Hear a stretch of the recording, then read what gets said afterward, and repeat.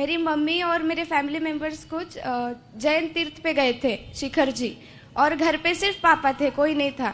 तो आते वक्त पापा का देहांत हो गया, मतलब अकेले ही थे पापा घर पे, और मम्मी वगैरह सब तीर्थ पे गए थे।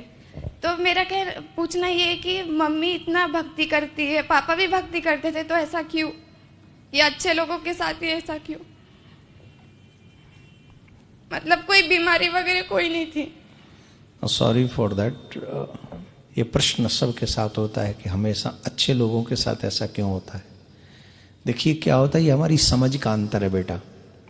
आप इंजीनियर हो, आप समझदार हो, पढ़े लिखे हो, थोड़ा सा दिमाग मेरे कहने की तरफ लगाइए, आपको समझ में आ जाएगा। इस संसार में जितने भी लोग हैं, ये सुखी हैं कि दुखी हैं? आप बताओ। दुखी है, कोई भी पूरी तरह से सुखी कोई नहीं है। कोई नहीं है। अच्छा, परमात्मा के यहां कोई ऑप्शन है दुखी होने का? है? परमात्मा के साथ कोई भी ऐसा ऑप्शन नहीं है उनके लोक में, उनके साथ में, जहां दुखी हुआ जा सके। हमेशा ऐसा होता है कि अच्छे लोग पृथ्वी जल्दी छोड़ते हैं। उसके पीछे रीजन है, क्योंकि जितने दिन पृथ्वी पे रहेंगे उतने कर्म होंगे उनसे, चाहे वो अच्छे हों चाहे वो बुरे हों। अच्छे और बुरे कर्म अगर होंगे तो उन्हें दोनों का फल भोगना पड़ेगा, और दोनों का फल भोगने के लिए बार बार पुनरपि जन्म पुनरपि मरणम पुनरपि जननी जठरे शयनम, बार बार जन्म लेना पड़ेगा, बार बार मरना पड़ेगा।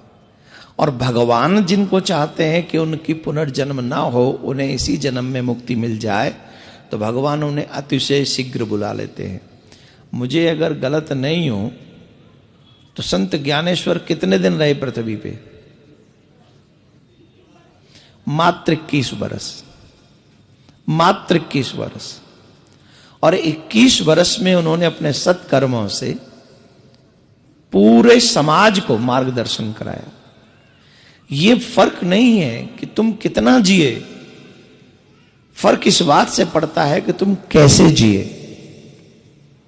आज तुम दुखी क्यों हो? क्योंकि तुम्हारे पापा अच्छे थे, वो धर्मात्मा थे, वो भगवान को मानने वाले थे। और उन्होंने धर्म किसके लिए किया? उन्होंने भक्ति किसके लिए की? उन्होंने भक्ति ही इसलिए की परमात्मा की प्राप्ति के लिए। तो उनको तो उनकी भक्ति का फल मिला, लेकिन क्योंकि आप बेटा हैं उनके, कोई भी संसारिक रिश्ता, हम कोई नहीं चाहेगा कि हमारे पिताजी हमको छोड़ के जाएं, तो उस नाते आपका दुख होना लाजमी है।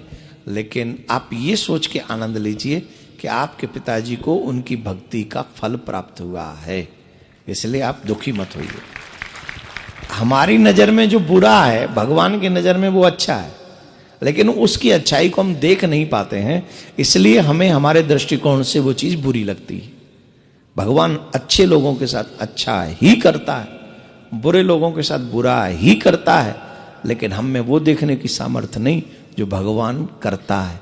भगवान का जो करने का स्टाइल है वो हमेशा टिट फॉर टैट, जैसे को